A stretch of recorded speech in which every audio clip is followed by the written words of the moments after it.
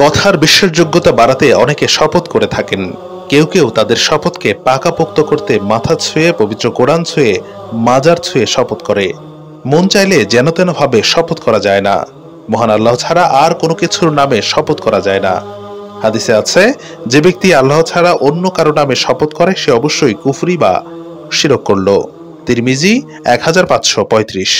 কোনো কিছু ছুঁয়ে যদি মহান আল্লাহর নামে শপথ করে তাহলে তা শপথ বলে গণ্য হবে।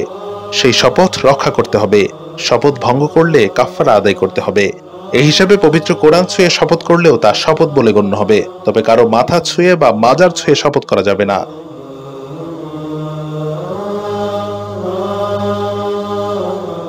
কোনো ব্যক্তি মহান আল্লাহ তাআলার নামে করা শপথ ভঙ্গ করলে কাফারা স্বরূপ 3টি কাজের যে কোনো একটি করতে হবে। 1. 10 জন দরিদ্রকে মধ্যম শ্রেণীর খাদ্য সকাল বিকাল 2 বেলা খাওয়াতে হবে। এটি অর্থমূল্যে দিতে চাইলে প্রত্যেককে 2.25 কেজি গম বা তার অর্থমূল্য দিতে হবে। 2. 10 জন দরিদ্রকে ন্যূনতম ছতর ঢাকা অর্থাৎ শরীরের যতটুকু অংশ ঢাকা ফরজ এতটুকু পরিমাণ পোশাক পরিচ্ছদ দান করতে হবে। 3. কৃতদাস থাকলে একজনকে মুক্ত করে দিতে হবে। কেউ যদি এই আর্থিক কাফারা দিতে সমর্থ না হয় তার জন্য কাফারা হলো 3টি রোজা রাখা।